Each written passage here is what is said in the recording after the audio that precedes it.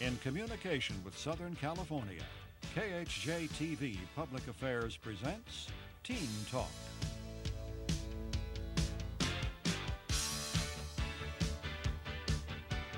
The National Institute of Drug Abuse estimates that 20 million people have used cocaine. About 5 million people are regular users, and about 2 million people are dependent on the drug. Every day, more than 5,000 people use cocaine for the first time. Many of them are teenagers. One person has called cocaine his lover. Another has called it her killer blizzard, and another his white lady. Cocaine killed John Belushi, nearly killed Richard Pryor, and is suspected in the death of Ricky Nelson. It has also been tagged as a destroyer of marriages, careers, and families. With the knowledge of all this destruction, people are using and abusing cocaine, coke, in higher numbers than ever. They are blindly following the white sheep off the cliff.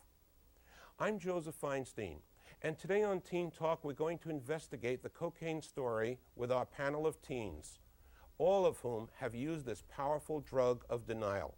Welcome, panel. Welcome to Teen Talk. What's been your experience with coke? I mean, when did you first start using it? Scott? I started using it about 14 years old, and it was just, for me, it was basically a series of just doing a lot of drugs, and it just, that was something that I just decided I had liked, because it didn't give me more of a depressed feeling. It just kind of gave me an up. Yeah, up is what cocaine is about. It's about a lot of up. When did you start, Chad? I started in about 7th grade, which was 14 also. Mm-hmm. And how old are you now? I'm 18. 18. Go ahead. And the coke, like you said, brought you up a lot, you know.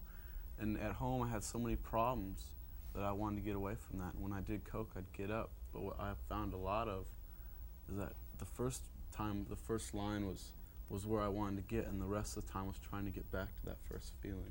The first line gives you that marvelous sensation, and then it's never quite the same after that. When was your first experience? I was 11 years old. 11. How old are you now? I'm 17, I'll be 18. The reason why I started doing coke was because I wanted to get skinny. I'm a Down syndrome, and I wanted to get skinny, and I started using it, and it just, now I've learned that I don't need it no more. Okay, well, we're going to find out about why you don't need it a little bit later on, but right now I just want to establish, were you curious about this cocaine? Were you enticed with it? Were were the kids kind of egging you on to use it? What was the thing that helped you? It went along with the drugs that I was using. It just seemed like the natural pattern to take to go from the alcohol and the marijuana. The next step was the cocaine, and it just fit into the pattern that I was living. When did the alcohol and the marijuana start for you, Sam? Alcohol started about 9.5, 10. 9.5, 10? Marijuana started at about 11.5, and cocaine, I was around 15. And how old are you now? 17. You're 17. And what was that first experience like for you when you snorted cocaine for the first time? I thought it was great back then. It got me where I wanted to go. It brought me up. The marijuana was a very depressant drug, but the cocaine brought me up. I thought it gave me life, and I could go out and do things on it, which it was false, but it got me to do things. I remember doing a lot of things that I was maybe too afraid of or wouldn't have done if I was straight, but on coke, you know, I could meet the girl or do the other things, be the life of the party. Like I always wanted to be somebody. I could really be somebody that I've always imagined myself to be when I'm using that drug. What about you? Yeah, it lifted my self-esteem up a whole lot, and I liked that because I didn't feel too good about myself. But you're a pretty girl. You're a very pretty girl now. I'm sure you were the same pretty girl a couple of years ago. When did you start using cocaine? I was 8 years old when I started using drugs, and I got eventually into cocaine when I was about 13 or 14. 13 or 14. What are you, 17 now? 18. 18 now. And what was it like? Why did you start with the cocaine? How was it presented to you? I was curious. I was real curious about it. It didn't do much for me the first time I did it, but I kept going back to it because it was in front of me. You kept on getting it. It was there. Mm-hmm. There was always somebody supplying you. Oh, yeah. That's no problem. Do you do different things after you got some cocaine in your body than before you have the cocaine in it? I talk a lot. You talk a lot. Yeah, talk real fast, and you get all these ideas pop in your head. It's a real weird trip. Real weird trip. I first used cocaine when I was about 13 or 14 years old. I don't know, I was pretty much curious, maybe a lot of peer pressure. I just, using drugs is real progressive. I first used drugs when I was 8 years old, and that was all peer pressure. I was really afraid to do it, but I did it anyways. And that's pretty much how it was with cocaine. I was real afraid the first time, but then I decided that I would do it just to try it because all my friends were doing it. And I look back on it now, and it was a good state of euphoria, but most of the fun was scoring the cocaine and chopping it up and getting all excited about it and everything. And then you do it, and then 5 minutes, and you're really up for 5 minutes, and then you start to come down, and that's when you want to do more.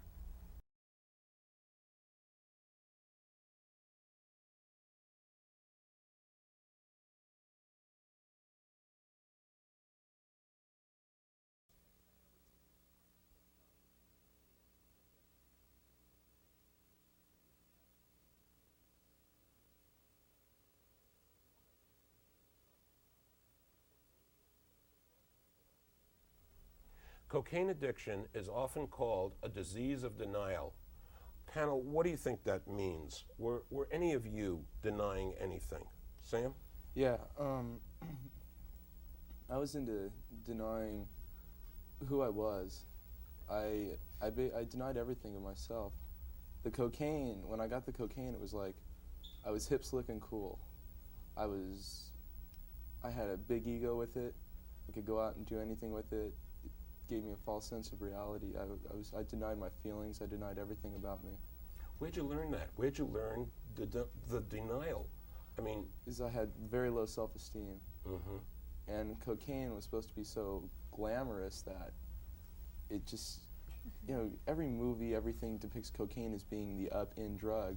So if you have it, and you can, you basically come out with the big ego. you're strong. Yeah. You're powerful. You can lick the world, I guess, with something like that. Is that what it worked for you You too, think Kelly? you can lick the world. Oh, yeah. Were you denying a lot of things? Yeah. What? My whole self, everything about me. What was there a need? Why was there a need to defend yourself or to protect yourself from yourself? Because I didn't like what was in me. Like what? Oh, a lot of guilt. A whole lot of guilt from things I've done in the past. And it cleared all that away, and I never thought about it. I just didn't think about the guilt. I had no problems at all. The coke just made everything vanish into the air. Is that what it was? Yeah, a lot of not dealing with what was going on. You could just escape reality, and as long as you were high all the time, you wouldn't have any of those problems. Why didn't you escape reality with exercise? Why didn't you escape reality with studying? Why didn't you escape reality with things that would be really positive in your life? I was very good in wrestling with the CIF, and just everything about society saying coke is okay, and if you did it, you're cool and glamorous, like Scott was saying. The easiest thing is, though, it's the easy escape. I mean, it's so much easier to lift up a straw than to go out and do something. I know I found it a lot easier to, in 10 minutes before going dancing, go out and whiff coke, and I escaped all my realities. I escaped all the problems at home, the fights at home, or from my father leaving me and things like that. Those were all gone. Now I had no problems, so if I have no problems, I can do anything. You're invincible. Invincible. And that little straw, picking up that little straw was a lot easier than almost anything else? Oh, yeah. Really? It is. Is that, yeah? I think so. Like he said about going out dancing, if you're tired or anything, you want to do a line. You do a line. You're energized for the rest. The night. You're up and going. And like he said before, when you're coming down off the high, you're gonna want more, and you're gonna have to get money to go out and get more of the drug, and you're gonna keep doing it more. Yeah, and let's more talk and about that more. money. Where do you Yeah. get the money? The drugs, this drug is $100 to $150 a gram to buy this stuff. Where did you get the money to buy this kind of stuff? It's hard. Well, at first your friends turn it on. They give it to you. They turn you on to it, and you snort it with your friends, and then. I like the way you say dealers, friends. I'm really yeah. wondering if they really Yeah, are no, friends. or the pushers, the drug pushers. They'll turn it on to you, and then friends will be telling you have to pay for it. You have to pay for it and everything. And how I got the money, I was working, but I finally lost my job, and I had to start stealing. I had to take money from people, my parents, and that's how I got my money. And I feel bad doing it. I had to do that. I feel really Did they know? awful. Did they ever know? Yeah, my mom knew that she would be missing money sometimes, or I would borrow money from my brother or from friends and stuff. What about you, Sean? Where'd you get the money for this kind of a habit? It just seems like when you're using drugs, you find magic money. Magic money. There's always something. There's always a radio laying around that you can just pick up and that no one sees, that you can sell, and there's always other drugs around that you can make money off of. Were you dealing? Yeah, it was easy to deal pot. If you could get it for a real cheap price, you could turn it over for a regular price, or still a cheap price, and you could still make money. And so that money would just go to more drugs. It would never go into anything productive. All that money going up your nose. All that money for a couple of minutes of a high feeling. Where'd you get your money, Sam? I was working for a long time, so I had money saved. I had money in my pocket for my job to use. And as I said, it's, spare cameras laying around and things like that nobody will really miss. You can just go turn it over and get some money and go and score it. Wow. Weren't you ever worried about that you were going to get bogus coke, that whatever was being given to you was just white powder and who knows what it was? Did that problem ever come up? That was half of the fun, is knowing all the paraphernalia and how to test and how to taste and what good taste, and knowing the people. Was chopping it and having all the paraphernalia was a lot of what really was fun about it. Some of my viewers don't know what freebasing is all about. Freebasing, I think, is the thing that almost caused Richard Pryor to burn himself up. What's that all about, Sam? It's smoking cocaine. It's getting it down to a form. You cook it and you get it down to a form, and you put it in a special glass pipe, and then you use a torch and you smoke it. It's wow. Did you there's ever do there's that? a process to cooking. I've done it. And what was there a different kind of high than in a regular snorting? Yeah. In what sense? I got a real echo feel whenever I did it. I'd take a bass hit, and everything would echo, and it was you were there then. You didn't have to wait any amount of time, and what the real dangerous part about it is that you had to use ether, which is really flammable, and you had to be really careful because I've seen it blow up before. And when it goes, it's just real quick.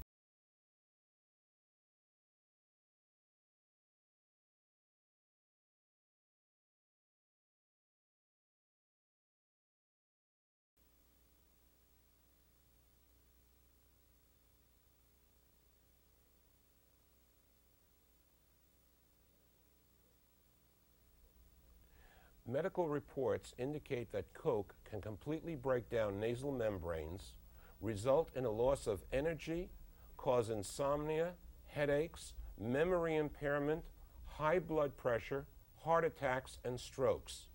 Psychologically, cocaine use creates dependency, paranoia, hyperactivity, and depression. Now, panel, if all this is true, why do people continue to use coke? Why do they do that, Sean? I think that, once you get into drugs, once you get into cocaine, that it becomes sort of a way of life. You use to get away from everything. You don't know how to deal with problems. That's your way of dealing with problems. You stuff your problems, and a lot about it is you just don't know how to deal with anything anymore. And a lot of people are like me. When I was using drugs, I didn't know how to use drugs like a normal person, and I didn't know how to stop. I'm not sure anybody who is really normal, quote unquote, is using drugs in any kind of regular basis. I'm feeling that the normalcy is not to use the drugs, and that the drugs have been introduced to us into this society, into our culture, as something that's creating a great deal of profit for just a very few bunch of people, and that all of us are getting stoned out of our minds and feeling good, quote unquote, for just a very brief period of time. Why do people are using all this stuff, Scott? Why did you do this? Just to escape. I mean, I had a lot of paranoia. I mean, I always thought somebody was out to get me. I mean, towards the end of my using, I used to, if I would carry like any kind of weapon possible, because I thought somebody was out to get me. Somebody was always behind me that was gonna steal my drugs. I mean, that was my biggest thing, is somebody wanted my drugs. But that all was kind of minimal because of all that, other than like the depression that started me on to drugs, and the things I had never dealt with the majority of my life were all inside, and that was a way to escape. And the more I did it, the less I had to be back with reality. I didn't want to be in reality as little as possible. When did you decide that you had had enough with the drugs and decided that it was bad news? Oh, I got really skinny. Someone had cut the pusher who sold me the drugs. It was cut with some kind of speed, and I stayed up for 8 days. And that 8 days was like going through hell. I had bags under my eyes. My average was 125, and I went down to 95 pounds.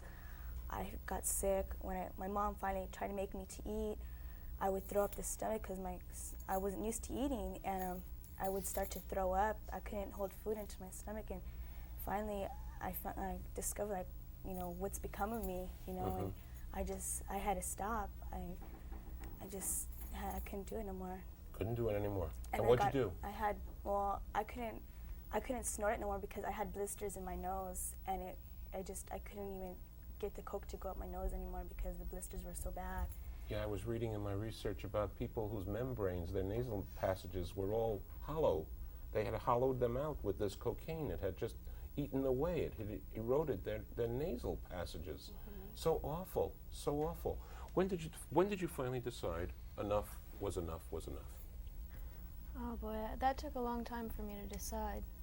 I had went through suicide attempts, lost all hope and everything, and one of my best friends had died on a drug. And after that had happened, I went back to my parents and told them I wanted some help, and I went into a recovery home.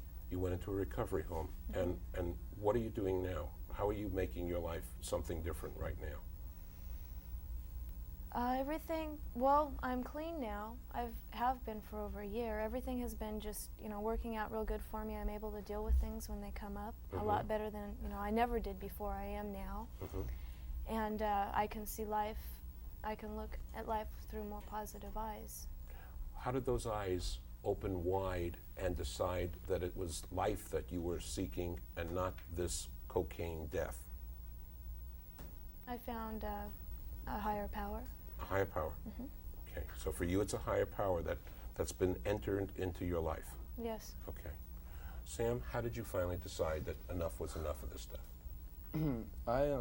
I really didn't decide for myself. I had been caught by my parents a few times for being high on marijuana, and the last time I was caught, I was put in a drug rehabilitation program about a week later.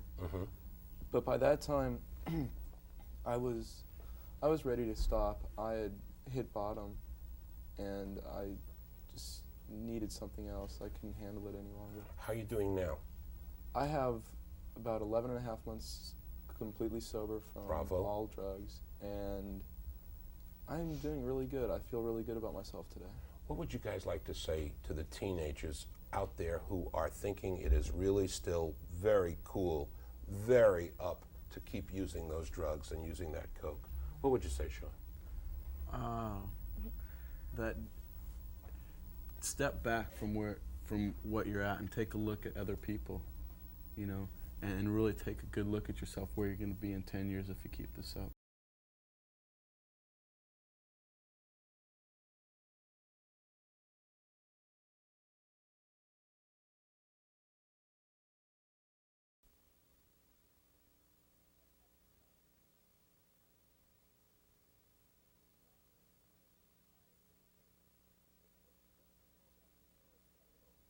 It takes just a moment to snort some coke.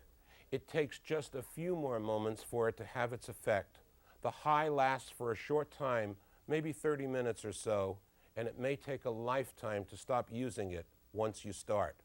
When that white lady beckons, you be certain to look twice for the hidden death mask. For those in need, I want you to call the Palmer Drug Abuse Program.